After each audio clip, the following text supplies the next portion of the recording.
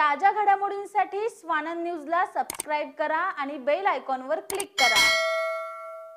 संजय गुप्ता यांची Vitthalwadi police station जवळ ONBB foundation नावाची टी-शर्ट कंपनी आहे।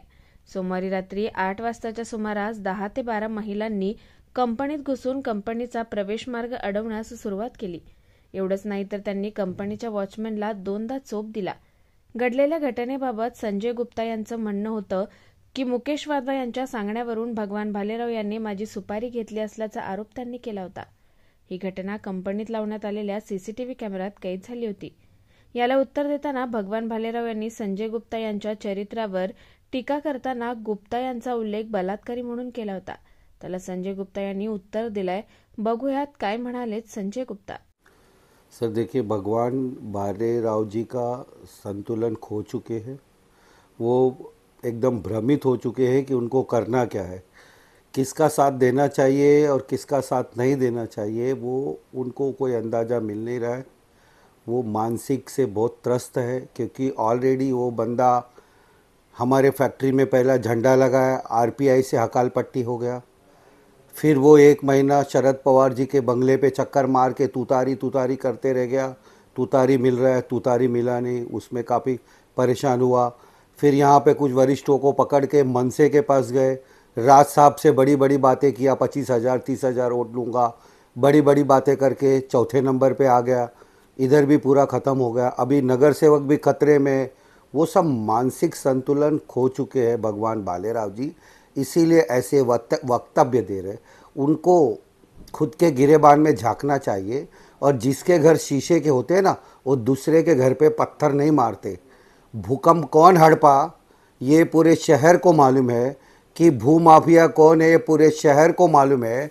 उसने कहाँ कहाँ हड़पा, राणा खादान को उसने हड़का, हाँ भूकंप हड़पा, भीमनगर वाल्मीकि नगर मौके की जगह हड़पा, चोपड़ा कोर्ट के पीछे बिल्डिंग के बाजू की जगह हड़पा, अमन टाकिज के बाजू के बिल्डिंग में एक फ्लैट में कब्जा किया, वीनस चौक पे हड़पा। ऐसे अनेकों मेरे पास पूरा प्रूफ है जो इसने हड़पा है। किसी पे डॉक्टर बाबा साहब आम्बेडकर का फ़ोटो लगा देना, कहीं पे झंडा गाड़ देना, जैसे मेरे फैक्ट्री पे आके झंडा गाड़ा। तो ये कैसा है कि ये भगवान भालेराव जी संतुलन खो चुके हैं। उनको खुद को समझ में नहीं आ रहा है कि सच्चा क्या है और झूठा क्या है।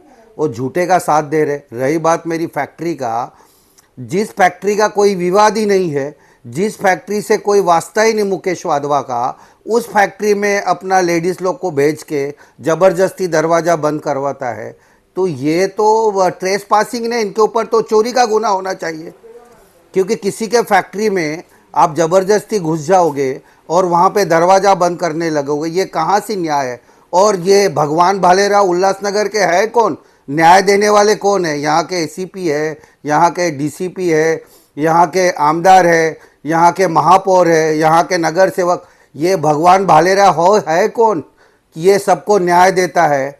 अरे खुद का गिरेबान में झांक, किसको किसको न्याय दिया है। पहले वो खुद के गिरेबान में झांकता नहीं है, कितना जगह हड़पा है, कितने उसके ऊपर केसेस है। मेरे ऊपर बलात्कार का केस लगाता है। पहली बात, हमारे ऊपर बलात्कार का लगा ही नहीं था, और दूसरी बात उसको ऑनलाइन चेक करना चाहिए। कोर्ट ने 16 तारीख को डिसमिस कर दिया है, डिस्पोज कर दिया है केस। कोई केस में दम ही नहीं था, कोई प्रूफ नहीं था। तो और ये बस कुछ देखा नहीं, कुछ नहीं, बस बोलते जाने का। अरे बलात्कारी कौन है ये पूरे शहर को मालूम है। मुरबाड में लेके, उल्लासनगर में लेके, कल्याण में लेके किसने रखा है, ये सब पूरे शहर को मालूम है। ये बलात्कारी जिसी को बोलता है, असली बलात्कारी कौन है, ये पूरे शहर को मालूम है। और रही सेवा की बात, आज मैं उल्लासनगर में जो सेवा दे रहा हूँ, मैं कोई जाति धर्म के नाम पे सेवा नहीं देता हूँ। आज सेंट्रल हॉस्पिटल में जो बेटियाँ पैदा होती है, हर जाति धर्म के होते हैं, उनको मैं पैसे देता हूँ। आज सेंट्रल हॉस्पिटल में हमारा भोजन चलता है, उसमें सेवा देता हूँ। 3-3 वृद्धाश्रम मेरे अंडर चलता है। हमारे माननीय भगवान भालेराव जी बतावे कि ये जो न्याय देते हैं, कितना सेवा उल्लासनगर में इन्होंने दिया है, किस किस का सेवा किया है। एक भी तो उदाहरण मेरे को बतावे कि मैं मान जाऊंगा कि भाई ये सेवा करने वाले हैं, लोगों को न्याय देने वाले। अरे न्याय देने का काम हमारा कोर्ट में चल रहा है। जो फैसला कोर्ट का आएगा, माननीय अदालत का आएगा, वो हमें मंजूर है। ये न्याय देने का काम कर रहे हैं लोग। इनके पास जाएंगे न्याय मांगने के लिए, जो आदमी सुपारी का काम करता है, जो शहर में गुंडा है, उसके पास लोग न्याय मांगने नहीं जाएंगे, उसके पास लोग सुपारी देने जाएंगे कि ये जगह मुझे खाली करा के दो, डील करते। तो इसको ये डील करने वाला बंदा है, ये सुपारी लेने वाला बंदा है, ये पूरे शहर को मालूम है। आपको पता होगा कि अभी इसने इलेक्शन लड़ा मेरे सामने, शहर ने कौन सेवा करता है, कौन क्या करता है, इसका ताज़ा उदाहरण आपको अभी इलेक्शन में जो बंदा आज चौथे नंबर पे चला गया है, तो मैं उसकी मानसिक संतुलन समझ सकता हूँ कि वो बेचारा किस तरह से त्रस्त है। उसको खुद को समझ में नहीं आ रहा है कि मैं करूँ क्या, बीजेपी में जाऊँ क्या, मनसे में जाऊँ क्या, राष्ट्रवादी में जाऊँ। आरपीआई तो पहले हकाल पट्टी कर दी है, तो वहाँ पे तो कोई चांस है नहीं, अभी कोई नई पार्टी ढूंढ रहे है।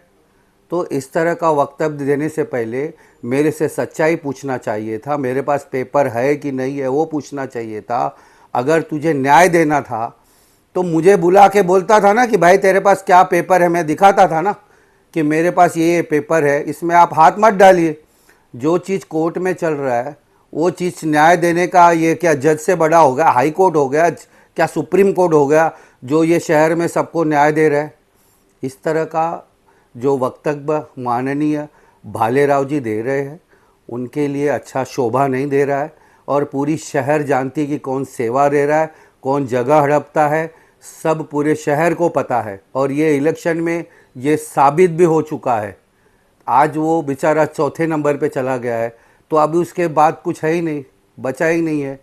उसको खुद को अभी वो ढूंढना है कि मैं कहाँ पे जाऊँ, कहाँ पे मुझे आसरा मिले। तो ऐसे बातें नहीं करना चाहिए।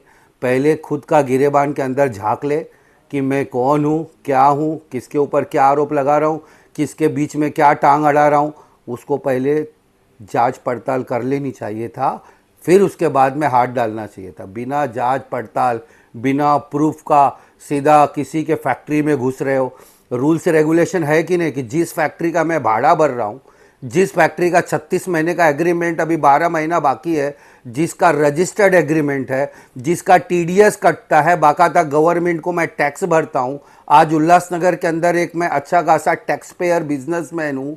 उस फैक्ट्री में आप औरत लोग को घुमाते हो, सीधा हमारे फैक्ट्री में रात को घुस जाते हो और सीधा दरवाज़ा बंद करते हो और फिर बोलते हैं कि वो क्या हो गया, ट्रेस पास नहीं होगा तो क्या होगा। आपने भाड़े पे दे दिया, भाड़े पे देने के बाद इसका मतलब कि आप कभी भी रात को घुसोगे क्या मेरी फैक्ट्री में? बहुत सारा सामान रहता है, टी शर्ट्स है, बहुत सारी चीज़ें। इस तरह का वक्तव्य बच्चों जैसा बात कर रहे हैं, नहीं करना चाहिए। सोच समझ के बात करें। शहर में उपमहापौर रह चुके हैं, तो ये सब बातें शोभा नहीं दे रहा है और इस तरह का बात करना इनके लिए अच्छा नहीं है। पहला सच्चाई समझना चाहिए कि सच्चाई क्या है। बहुत सारे ऐसे बातें हैं जो मैं अभी खोल दूंगा ना तो शहर में धमाका हो जाएगा। क्या क्या इन्होंने मुझे बताया है और क्या क्या इनके बारे में मुझे पता है, और ये एक भी साबित कर दे कि मैं किसी भी शहर में या किसी का जगह हड़पा हूँ, मैं आज भी उल्लासनगर छोड़ के जाने को तैयार हूँ। लेकिन इनका तो मेरे पास हजारों सबूत है जहाँ पे इन्होंने झंडा बैनर लगा के डॉक्टर बाबा साहेब आम्बेडकर का नाम का गलत यूज़ किया है, वो मेरे पास बहुत सारे सबूत है।